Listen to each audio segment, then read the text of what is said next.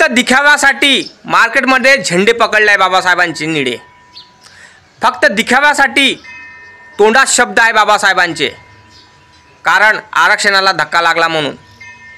नाही तर बाबासाहेबाला कोणीच पुजलं नाही, कोणीच नाही पुजलं. जेवढेही लोक झेंडे पकडले ना आता मार्केटात दिसून राहिले, त्यांनी कधीही बाबासाहेबांचा नाव घेतलं नाही, बाबासाहेबांचा फोटो लावला नाही आणि बाबासाहेबांचे विचार कधी डोक्यात घेतले नाही.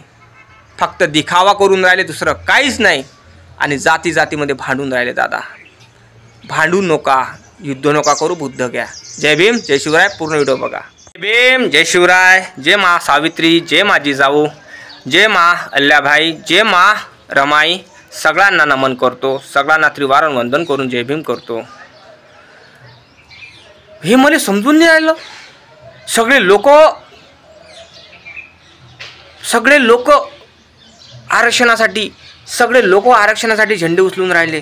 सगळे लोक म्हणून राहिले आरक्षण पाहिजे, आरक्षण पाहिजे, आरक्षण पाहिजे.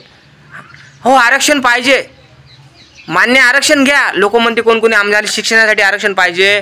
तुमच्या पिढ्या आमच्या काय बरोबरी करणार? ठीक आहे, नाही करू शकत बा पिढ्या, कारण आम्ही पिढ्या तुमच्याबरोबर करू शकत नाही. पण आरक्षण पाहिजे, शिक्षणासाठी पाहिजे, आरक्षण शिक्षणासाठी पाहिजे. सगळे लोक आरक्षणासाठी लढून राहिले.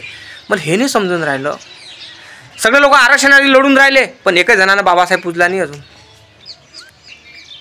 बाबासाहेब वाचला नाही आणि बाबासाहेबाचा फोटो कधी त्याच्या घरात दिसला नाही. समजलं काय? कोळ आहे पण सत्य आहे नाही काय?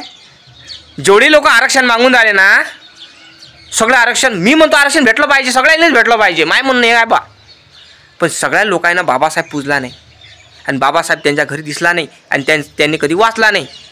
आता त्यांना बाबासाहेब कळून राहिले. आता त्यांच्या हातामध्ये निळा झेंडा दिसते, बॅनर बाबासाहेबांचा फोटो दिसतो, छत्रपती शिवाजी महाराजांचा फोटो दिसतो, महामानांचे फोटो दिसतात.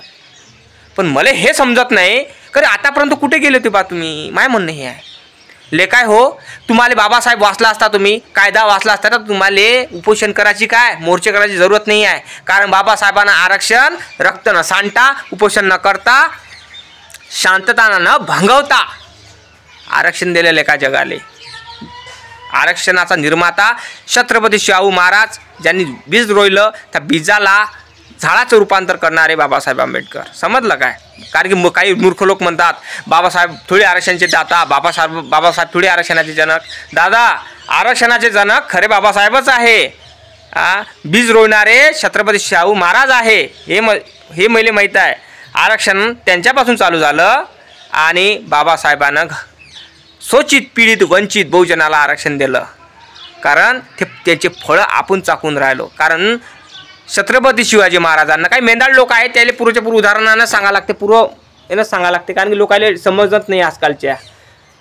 छत्रपती शिवाजी महाराजांनी मातीत बीज रोवलं आरक्षणाचं, त्याला खत पाणी टाकण्याचं काम बाबासाहेबांना केलं. त्याचे जे झाड झालं आणि त्याचे फळं भेटून राहिले ना, ते आपण खाऊन राहिलो आणि मार्केटात जे फिरून राहिलो ना, आरक्षण ते होय. समजलं काय? आरक्षण नाही, आरक्षण हे हलक्यातच घेते बा लोक.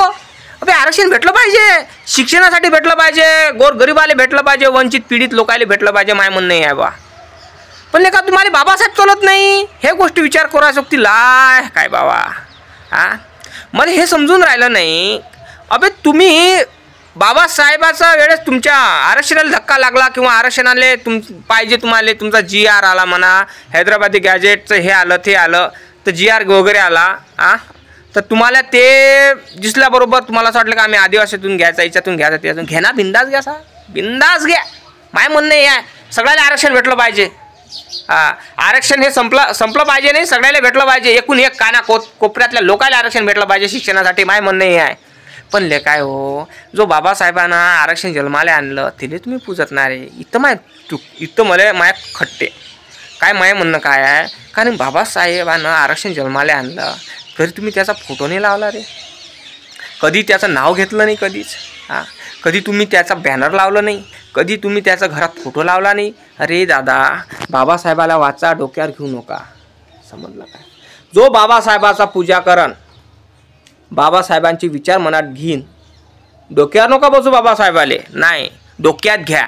पण आपण काही मूर्ख लोक डोक्यात घेतो, डोक्यात नाही डोक्यावर घेतो, डोक्यात नाही घेत आणि मेदळल्यासारखे करतो. हां, खरं पण खोटं बा, खोटं पण खरं.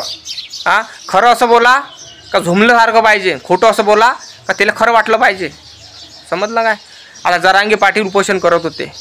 हां, भरपूर लोक मला कमेंट केली होती मराठा बांधवांनी, का रे बा जरांगे पाटीलबद्दल का बोलतो असा. दादा, आरक्षण देणारा चालत नाही, तुम्हाला घेऊन राहिले. जन्माले आणलेलं आरक्षण कोण आहे? बाबासाहेबांनी आणलं, त्याचा तुम्ही फोडूनही लावला हो. छत्रपती शिवाजी महाराजांचा पुतळा लावला, बरोबर आहे, पाहिजेच तिथं. गणपती महाराजचाही पाहिजे तिथं. गणपती महाराजचा ठेवला तुम्ही, अरे बाजूनं ठेवा, एखादा बाबासाहेबाचा तर फोटो ठेवा लागत होता, इथं तुम्ही ठेवलं नाही बाबा. हां, विचार करायची गोष्ट आहे. ज्या ठिकाणी जरांगे पाटील आरक्षण करत होते त्या ठिकाणी बाबासाहेबाचा फोटो नव्हता हो. हां, लाजा वाटल्या पाहिजे आपल्याला, लाजा. हां, आपल्याला लाजा कुठल्याच गोष्टीचा वाटत नाही. आपण फक्त काय करतो, जेव्हा आपल्या आरक्षणाला धक्का लागला, जेव्हा आपल्या कायद्याला धक्का लागला, जेव्हा आपल्या जातीला धक्का लागला, जेव्हा आपल्या धर्माला धक्का लागला, तेव्हा आपल्याला बाबासाहेब दिसतो. समजलं काय? अरे बाबासाहेब असे एकमेव नेते होते का त्यांनी सगळं समाजासाठी केलं. समजलं काय? सगळं समाजासाठी केलं.